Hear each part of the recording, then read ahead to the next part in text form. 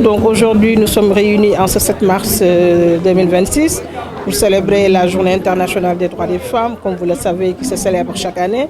Cette année-ci, la thématique principale, c'est droit, justice et action pour toutes les femmes et les filles. Donc dans cette dynamique, nous sommes réunis autour d'une mobilisation citoyenne au niveau de Guédiawaye afin de revenir bien évidemment sur l'ensemble des victoires que les femmes ont eu à quand même décrocher dans le cadre de la lutte pour la promotion et la protection des droits des femmes, mais également refaire quand même une table rase, je veux dire, un peu de... en tout cas de toutes les insuffisances, de tous les défis. Nous sommes là pour effectivement adresser les défis en matière également de droits des femmes et surtout de magnifier la dynamique citoyenne communautaire, parce que Jigéen Sénégal est une organisation féministe de droits des femmes, mais également une organisation qui considère que le changement devra forcément venir des collectivités territoriales. Et en ce sens-là, nous sommes très ravis de l'accompagnement de la ville de Guédiawaye ainsi que de l'ensemble des 5 communes qui composent donc le département. Nous sommes très honorés d'avoir donc Madame les maires avec nous, et également toute cette mobilisation nous encourage à vraiment considérer effectivement que nous devons avoir une mission tout simplement d'accompagnement donc des politiques publiques territoriales, parce que comme je l'ai dit tantôt, c'est extrêmement important aujourd'hui que les organisations communautaires de base puissent travailler avec les collectivités territoriales.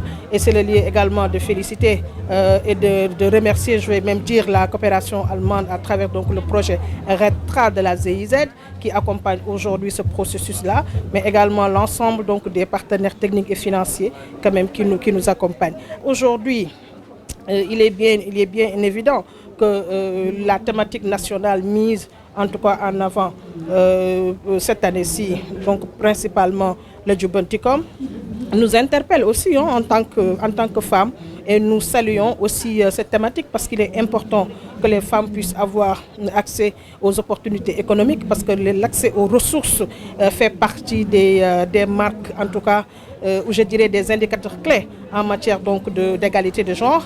Et donc aujourd'hui, si les femmes ont accès aux ressources économiques, financières, c'est un grand avancement, et ça permet quand même aux femmes effectivement de pouvoir lever encore plus leur voix, mais également d'avoir la possibilité en tout cas de mener des actions à fort impact et qui impactent bien évidemment les politiques publiques au niveau national et au niveau local. Maintenant, au-delà de cette ressource économique, au-delà de cet entrepreneuriat, au-delà de cette Djubantikom, il faut savoir que tu ne peux pas, par exemple, être en sécurité ou bien tu ne peux pas profiter donc d'une opportunité économique si cette opportunité économique n'est pas accompagnée d'une sécurité sociale. C'est extrêmement important. Donc, Jigéen Sénégal pense que les approches en matière donc de droits des femmes doivent être des approches holistiques. Parlons d'économie, effectivement, mais parlons de sécurité. Et les femmes doivent vivre dans un Sénégal sûr, dans un Sénégal quand même qui est exempt de violence contre les femmes, dans un Sénégal qui donne aux femmes les opportunités économiques qu'il faut, mais aussi un État, une société qui protège ces femmes, une société qui protège également ses enfants. C'est pourquoi, au-delà de cette thématique nationale, nous ajoutons également la question de la protection sociale, la question de l'égalité, la question surtout de la lutte contre les féminicides, mais également des urgences qui fâchent certainement, mais qui sont utiles. Il faut qu'on les adresse parce qu'il est temps. C'est la question, par exemple, de l'autorité de révision des dispositions discriminatoires du Code de la famille. On comprend parfaitement que c'est une question de stabilité sociale. Des fois, ce n'est pas très simple pour nos autorités quand même d'adresser cela parce que ça demande beaucoup d'énergie. Mais il faut qu'il y ait une meilleure volonté politique aussi pour qu'on puisse adresser ces questions. Parce que les femmes sont fatiguées. On est d'accord que le Code de la famille ne protège plus les femmes.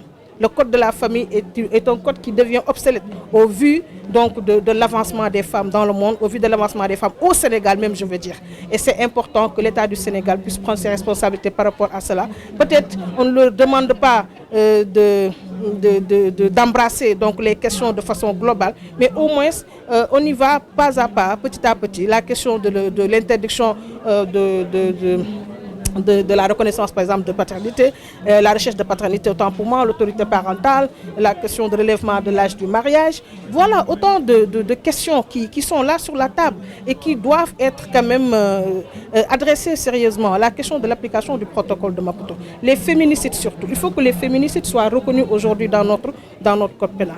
C'est ce que nous demandons à l'État du Sénégal. Protection, économie, accompagnement, effectivement, mais protection et sécurité. Vous savez, cela veut donc dire tout simplement que ce n'est pas aujourd'hui que le féminisme est né au Sénégal, ce n'est pas aujourd'hui que les Africaines connaissent le féminisme. Je pense qu'aucune société ne peut nous apprendre c'est quoi se battre en tant que femme. Et je pense que vous parlez de Talla Tender, ça veut dire tout simplement que les femmes, quand même, sénégalaises se sont toujours comportées comme des braves femmes. Les femmes sénégalaises ont toujours refusé donc d'être oppressées. Mais nous comprenons également que les violences sont systémiques. Et ce qu'il faut comprendre, c'est que le Talla Tender, pour ce que cela représente, en tout cas, pas pour l'acte en tant que tel, mais pour ce que cela représente, doit être célébré chaque jour au Sénégal. Effectivement, moi je pense que l'accès au foncier, aujourd'hui on dit que la loi effectivement garantit bien sûr l'accès égal au foncier. On est d'accord, tout à fait, la loi est très bien écrite, on est d'accord. Mais aujourd'hui, si vous prenez la question de l'accès des femmes au foncier, il faut le prendre dans une dimension beaucoup plus holistique. Donc c'est ça que je dis en fait, c'est-à-dire qu'on ne peut pas parler d'autonomisation économique sans pour autant aborder les autres thématiques connexes. On parle de foncier, mais en parlant de foncier, est-ce que les femmes détiennent les terres? Si les femmes détiennent les terres, est-ce que les femmes ont les moyens financiers pour pouvoir financer, investir donc dans ces terres-là? Et vous savez que les réalités socio-culturelles veulent que les hommes détiennent les terres, pas les femmes en fait. Donc voilà ce qui veut dire que les violences sont des violences qui sont systémiques. Les violences sont profondément systémiques. Donc toute solution par rapport aux problèmes des femmes doivent être des solutions basées sur des approches extrêmement durables, mais des approches extrêmement holistiques. On n'a pas le choix. Si on veut régler le problème, il va falloir les attaquer de plusieurs manières. Vous voyez, donc mettre tout dans le bon ordre et dire également qu'aujourd'hui, qu'est-ce que nous devons faire pour que les femmes puissent détenir des terres, avoir les moyens pour pouvoir cultiver ces terres-là, investir, réinvestir et que cela puisse avoir aussi un retour d'investissement. Parce que si la femme détient une terre, investit en cultivant, elle produit. Maintenant, si elle finit de produire, si elle commercialise, mais comment est-ce que ce qu'elle gagne peut lui permettre de se protéger, de protéger ses enfants, de se soigner, de soigner ses enfants, de soigner sa famille? Donc voilà en fait comment est-ce qu'aujourd'hui on doit aborder la question des droits des femmes.